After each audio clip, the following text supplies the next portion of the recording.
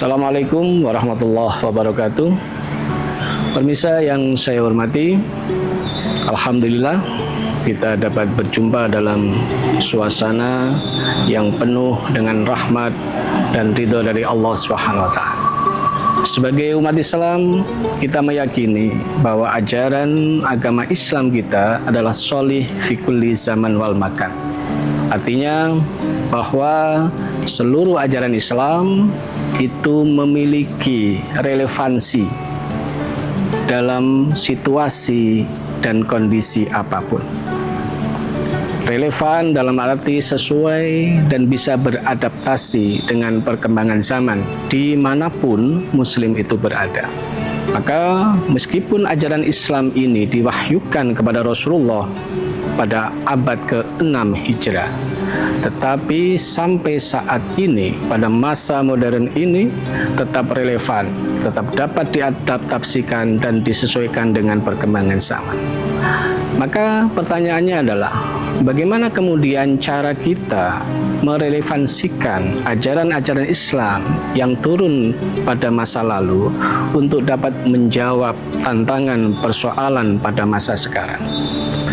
Para ulama kemudian memperkenalkan satu pendekatan di dalam upaya memahami syariah, yaitu pendekatan maqasidus syariah.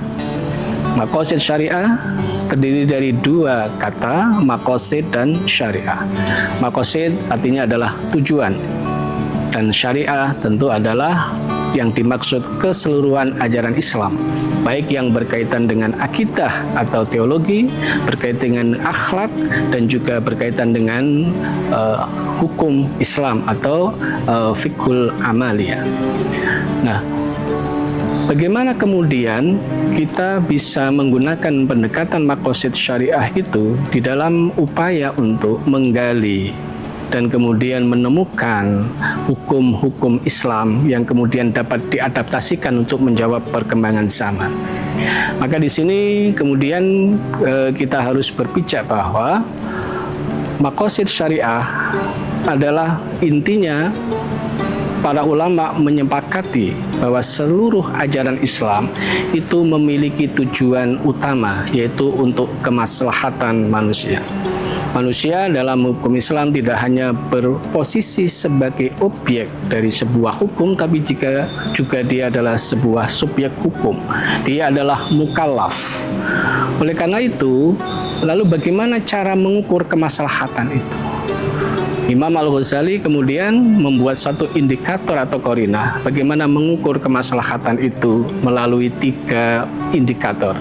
Yang pertama, bahwa kemaslahatan dalam ajaran Islam itu harus syar'i. Syar'i itu artinya sesuai dengan prinsip-prinsip dasar, sesuai dengan asas-asas yang ada di dalam syariah itu sendiri. Sehingga kalau kemaslahatan itu bertentangan dengan syariah, maka tidak bisa disebut sebagai kemaslahatan, meskipun menurut pandangan sebagian manusia itu dianggap sesuatu yang bermaslahah.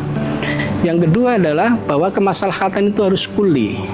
Kulli itu artinya kemaslahatan mencakup kepentingan publik atau kepentingan umum. Maka kalau kemaslahatan itu hanya untuk orang per orang tetapi tidak bermaslahah bagi kelompok atau orang lain, maka itu tidak bisa dianggap sebagai memenuhi sebuah kemaslahatan dalam perspektif maqasid syariah. Dan yang ketiga, kemaslahatannya itu adalah qot'i. Qot'i itu artinya nyata, bahwa kemaslahatan yang dihasilkan dari sebuah hukum itu bukanlah sesuatu yang hanya diandai-andaikan, tetapi sesuatu yang sifatnya nyata sehingga dirasakan atau dapat dilihat oleh publik atau oleh masyarakat umum. Maka atas dasar kemaslahatan itulah kemudian para ulama mengembangkan. Lalu bagaimana mengukur kemaslahatan itu sendiri? Nah, dari sini para ulama kemudian membuat hierarki kemaslahatan itu menjadi 3 tingkatan, yaitu maslahah daruriyah, maslahah hajiyah, dan maslahah taksiniyah. Maslahah daruriyah didefinisikan sebagai kemaslahatan yang primer, kemaslahatan yang utama, kemaslahatan yang pokok, yang kalau kemaslahatan itu tidak didapatkan maka akan rusak kehidupan itu. Maka kalau kemaslahatan sebuah hukum itu adalah mencapai tingkat daruri, maka ini harus dipertahankan, maka ini harus diwujudkan. Yang kedua adalah kemaslahatan hajiyah, yaitu kemaslahatan sekunder. Kemaslahatan ini penting juga, tetapi bukan sesuatu yang pokok. Sehingga keberadaan kemaslahatan hajiyah itu adalah dalam kerangka untuk mendukung tercapainya kemaslahatan daruriyah. Sehingga kalau kemaslahatan itu hajiyahnya ada, maka kemaslahatan pokoknya itu menjadi lebih terjamin. Nah, yang ketiga adalah kemaslahatan tahsiniyah atau kemaslahatan yang tingkatnya tersier. Ini pelengkap atau penyempurna. Ya, satu gambaran yang paling mudah adalah misalnya sholat itu adalah kemaslahatan daruriyah, sehingga tidak bisa kita kemudian mengatakan sholat itu bisa ditinggalkan. Sedangkan membangun masjid itu adalah kemaslahatan hajiyah. Maka tidak bisa kita beralasan karena tidak ada masjid lalu kemudian orang tidak sholat, karena yang pokok itu sholatnya. Ada tidaknya masjid tidak kemudian mengubah hukum terkait dengan kewajiban sholat. Sedangkan yang tersier adalah memberikan fasilitas yang baik untuk masjid sehingga jamaah menjadi nyaman karena ada AC-nya, ada sajadahnya, ada hiasan-hiasan yang kemudian membuat orang sholatnya lebih khusyuk. Maka pendekatan maqasid syariah ini menjadi penting, terutama kaitannya dengan banyaknya persoalan-persoalan baru yang tidak ada dalilnya secara spesifik. Oleh karena itu setiap persoalan baru yang ada di dalam umat Islam perlu kemudian dilihat apakah ada kemaslahatannya, apakah kemaslahatannya sesuai dengan syariah, apakah kemaslahatannya memang untuk memenuhi kepentingan publik yang sifatnya daruriyah, atau apakah kemaslahatannya itu memang benar-benar jelas sehingga itu kemudian perlu kemudian untuk ditetapkan hukumnya atau diberikan status hukum.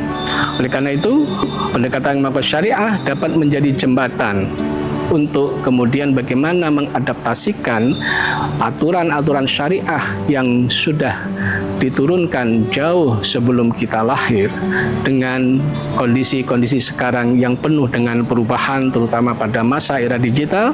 Orang melihatnya sebagai sebuah disrupsi sosial sehingga banyak persoalan-persoalan baru yang menjadi tantangan bagi umat Islam untuk memastikan apakah hukum Islam mampu menjawab persoalan-persoalan kontemporer.